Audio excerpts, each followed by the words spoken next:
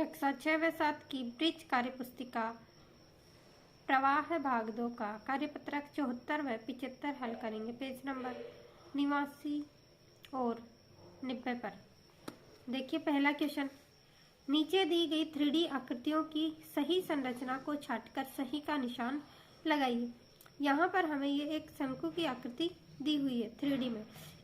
इसे हमें 2D में कैसी आकृति दिखाई देगी ये बताना है। तो यहाँ इन तीनों में से ये आकृति हमें शंकु की दिखाई देगी। अगला देखिए, हमें घन दिया हुआ है। घन को अगर हम खोलेंगे तो इस प्रकार से हमें दिखाई देगा। तो यहाँ पर हमने सही का निशान लगा दिया। प्रश्न नंबर 2, नीचे बॉक्स में दी गई 3D आकृतियों की सही संरचना के साथ मिलान करें।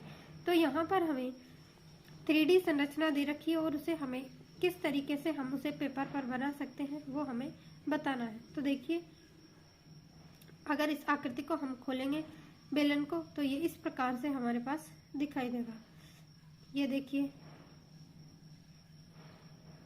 इसे यहाँ से मिलाना पहली वाली आकृति से। तीसरा, ये पिरामिड की आकृति से तीसरी आकृति से मिलाना है। और अगला है ये घनाभ। घनाभ को हमें चौथी आकृति से मिलाना है। इस तरीके से हमने 3D आकृतियों की सही संरचना के साथ मिलान किया। अगला प्रश्न देखिए, प्रश्न नंबर 3, नीचे दी गई संरचना में से किन किन से घन का निर्माण कर सकते हैं, सही विकल्प पर सही का निशान लगाइए। तो यहाँ पर ये हमें सारी संरचना दे रखी है। इसमें से हमें घन का निर्माण कौन कौन से बॉक्सों से कर सकते हैं हमें ये बताना है। तो एक तो है, इस बॉक्स से हमें घन का निर्माण होगा, घ इससे और ण, इन 3 बॉक्सों से हम घन का निर्माण कर सकते हैं। तो इस प्रकार से हमारा कार्यपत्रक 74 हुआ। अब हम करेंगे कार्यपत्रक 75। कार्यपत्रक 75, नीचे दी गई पहला क्वेश्चन, नीचे दी गई आकृतियों किन किन वस्तुओं को ट्रेस करने पर प्राप्त होगी, नाम लिखे। तो यहाँ पर हमें ये बॉक्स दिया हुआ है, ये वर्गाकार बॉक्स है और वर्गाकार बॉक्स हमें चौका डिब्बा पासा इनसे हमें ट्रेस होगा। अगला हमारे पास तिकोनी आकृति दी हुई है।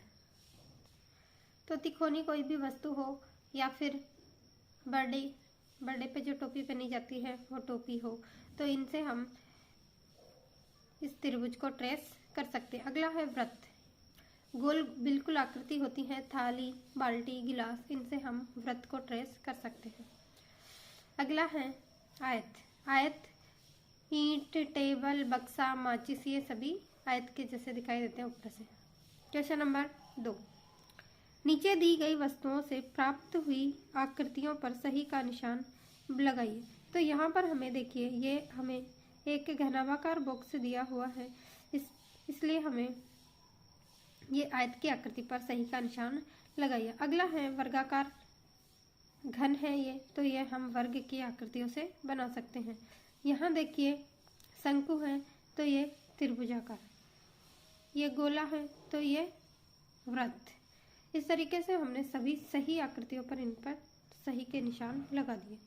प्रश्न नंबर 3, अपने आसपास पाई जाने वाली वस्तुओं के नाम लिखें जो नीचे दी गई वस्तुओं से मिलती जुलती हो।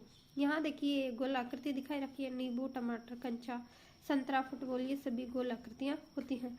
अगला देखिए, ये हमें एक घनाकार बॉक्स दिया हुआ है। तो घनाकार बॉक्स होता है जिसकी सभी भुजाएं बराबर हो। तो ये देखिए पासा, जिसमें सारी की सारी भुजाएं बराबर होती हैं। और चौका डिब्बा, ये वर्गाकार सतहों से मिलकर बने होते हैं। अगला देखिए, यहाँ पर हमें एक शंकु की आकृति दिखाई दे रखी है। तो शंकु की आकृति, आइसक्रीम का कोन ये शंकु की आकृति का होता है। बर्थडे केप टोपी और कीप ये सभी शंकु की आकृति के होते हैं। इस तरीके से हमने कार्यपत्रक 75 पूरा किया।